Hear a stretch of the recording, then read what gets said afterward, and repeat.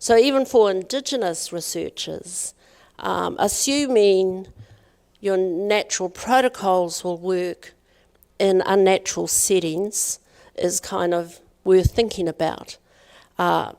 Do protocols that you practice in your family work when you want to do some research with your family? Or do you need to create new protocols? So one of my colleagues he loves creating new protocols for new situations. And on a daily basis in our university, there is always a new situation. How do you open a new building? How do you open a building that isn't new but has been redecorated? Do you have all these protocols? How do you open a building that's been closed for a few months but is now open again for use? So on any one day in my university are multiple demands put on our staff normally to come up with an Indigenous protocol.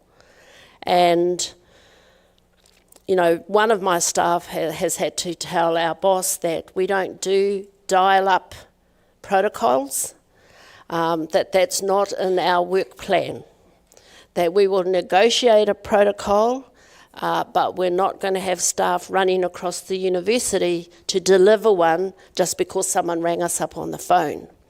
That they have to meet with us and we have to negotiate what it is they want. And of course they see us as a big barrier, all right, because we're holding up the works, we're not efficient, we should tell them yes or no or get over ourselves. And we're thinking, well, why would you say a chant to open a house in summer when it's winter? We don't do that. We need to think about a chant for winter. And actually it's not really winter, it's autumn. We need to get it right. And who should give this chant? And of course I know we're just driving everyone around us nuts as we think through these protocols. But that is how we want to live, that it's logical, that it's authentic, that it's meaningful, and that we're happy to negotiate with it. And that's where we get our flexibility from. But not that people ring up. What's the time, George? Time to go. So let me just draw to a close and then I'll open it up for questions.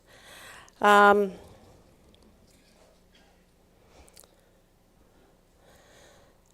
of the new areas that I'm working on, and I don't like the word post anything. So I have to think of an alternative to post. So what I'm working on at the moment is the Indigenous peoples after modernity. And so my question is, if the whole definition of Indigenous peoples has been framed by our colonisation, it's been framed by imperialism, that our identity is embedded in the project of modernity, can we have another identity? Or do we disappear? In other words, is modernity the definer of who we are? Given that we predated modernity, we were in our environments being who we were, and modernity came looking for us, or came upon us, or colonised us. And so, the definitions of who are Indigenous peoples, very much one of those definitions is about being colonised, about being a minority in the nation state. It's also about being self-defining, about being able to identify as Indigenous peoples. And those are very powerful political definitions that have got us to where we have the Declaration of Indigenous Peoples' Rights. But if we are self-determining and self-defining, what is the next? What is the next piece for us? Or is our identity always grounded in our trauma of colonisation? Is that who we will always be?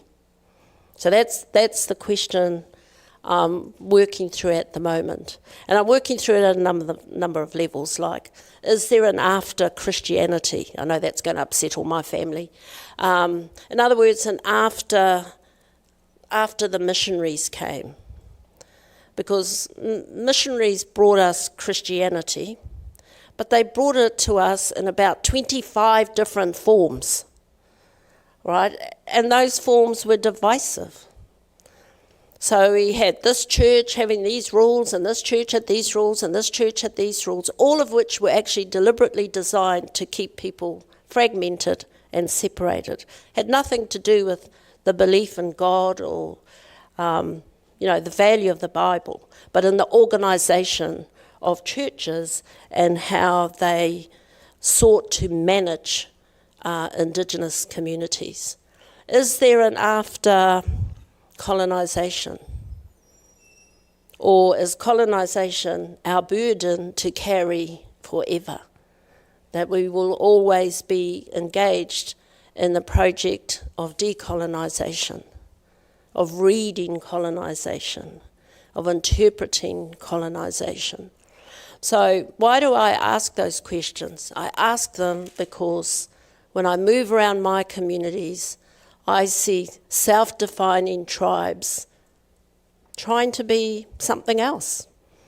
One of our tribes, I think where you're from, huge players in industry, extreme, becoming more and more wealthy, becoming more and more, not just corporate, but in a sense, rebuilding themselves as a nation. And so they're building this kind of sense of nation. And that's a kind of powerful after-modernity kind of phenomenon. Can we be actual nations and not lots of small wannabe nations? Can we collaborate with each other? Right? What colonialism has done is fractured all our internal relationships, our relationships with our neighbours. Can we be at peace? Can we collaborate around our common concerns? Can we create diverse tribal communities that come under one nation? For places where there are multiple languages, can we agree that some languages will be the language to invest in for the future? Or will we invest in 48 languages and know that their chances of survival are slim? So that's the work that I'm currently doing. And the only other piece that I'm thinking about is around nature, the relationship of humans to nature. And every now and again, it sort of piques my interest. There's outrage in Australia at the moment with the closing of some communities. And there's a piece that someone has put up about being part of flora and fauna. All right, so when Cook came to New Zealand, Māori people were classified as part of flora and fauna. And of course, we were outraged because we're humans. Don't put us with flora and fauna. And so we've been in the search for humanisation to be recognised as humans. But in our own Indigenous knowledge, actually people or humans have these relationships with non-sentient and sentient beings. We have relationships with trees, with birds, with worms, with fishes, with any other sentient and non-sentient element of our environment. We have relationships with stones, with rocks, with inanimate things. And it's a very powerful part of our cosmology, how those relationships in the form of genealogies were created. So I want to go back and look at some of those questions and say, what does Indigenous humanity look like? Not what does it mean to be recognised as humans, by Western society, but what does it mean to be humans in an Indigenous environment? So those are questions for you to ponder. I welcome feedback on those, but I know it's time for question and answer, and thank you for your attentiveness.